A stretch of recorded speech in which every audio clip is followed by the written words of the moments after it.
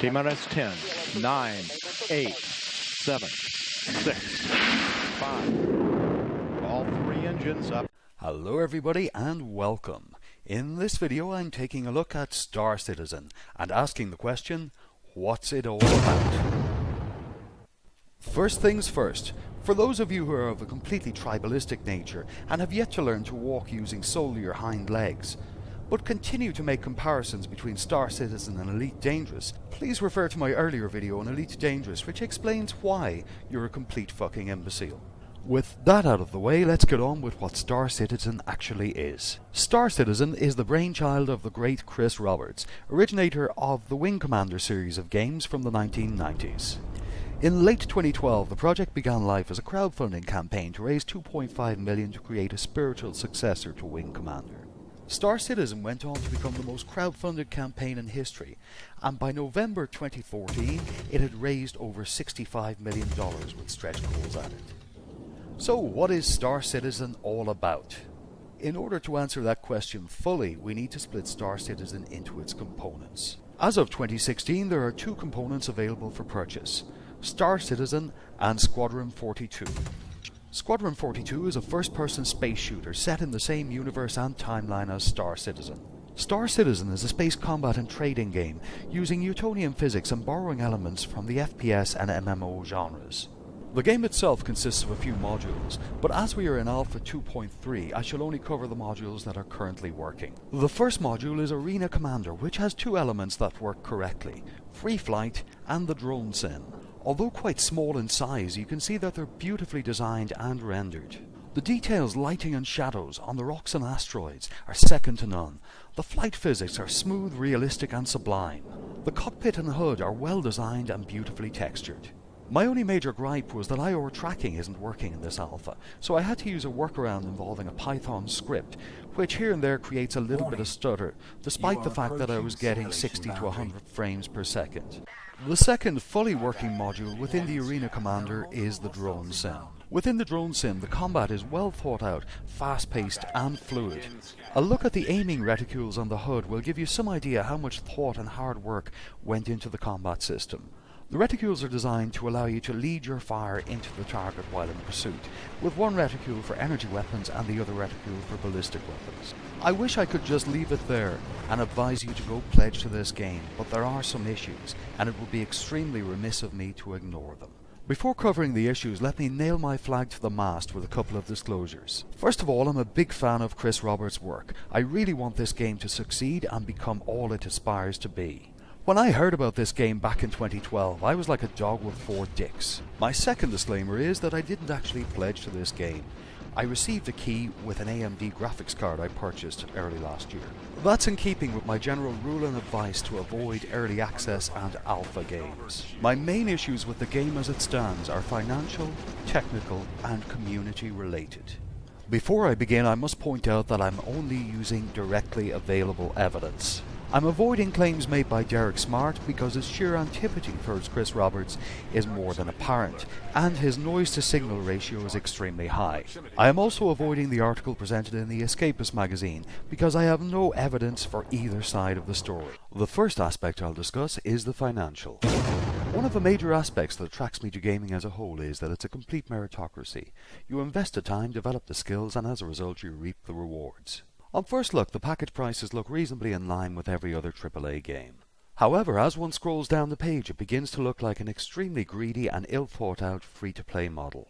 In fact, if it were a free-to-play model, people would lose their shit for the following reason. The game provides supreme advantage to the cash-rich casual player. I have heard White Knights attempting to defend this by stating, moronically, that the cash-rich time-poor will be on a level playing field with the time-rich cash-poor.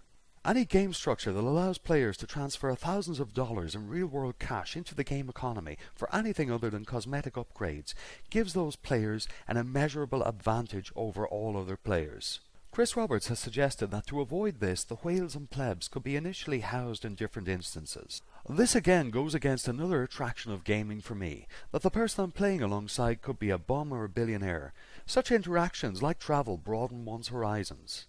Apart from the fact that some of the ships sold for hundreds of dollars are not even available yet in the game, my other major financial gripe is the Community Subscribers program. If EA or Ubisoft pulled a stunt like this, the gaming community would go full jihadi on them.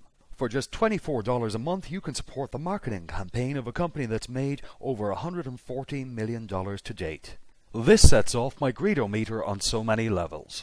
My final financial issue is the all-star voice cast of Squadron 42. I can totally understand Mark Hamill having a place in this, as he was in the original Wing Commander series.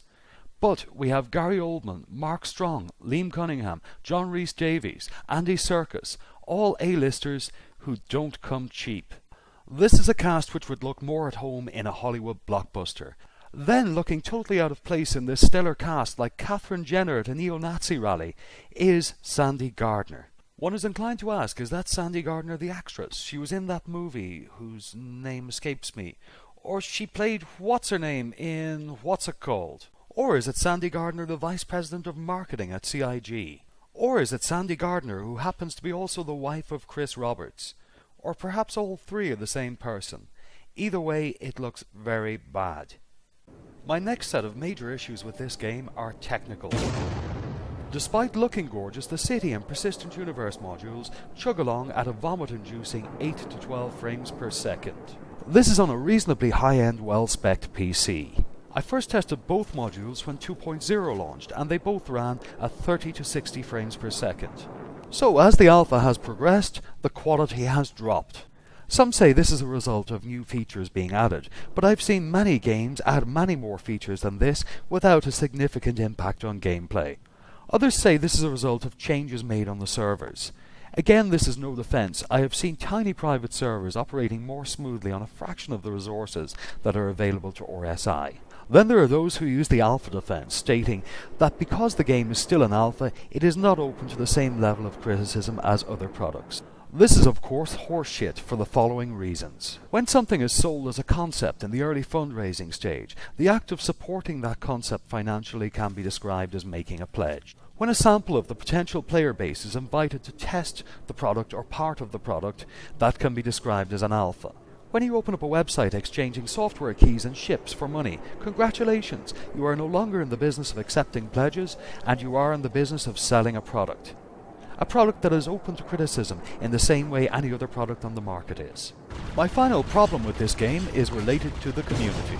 First of all, I'd like to make one thing clear. The Star Citizen community are among the nicest group of guys and girls I have encountered on the web. However, their bitter and fanatical opposition to valid critique of the product is irrational. In some of the exchanges I've witnessed, they've been more like investors or board members defending a company. As there are no financial rewards, shares or dividends paid to backers, one is left searching for another explanation for the blind faith and devotion demonstrated by some members of the community.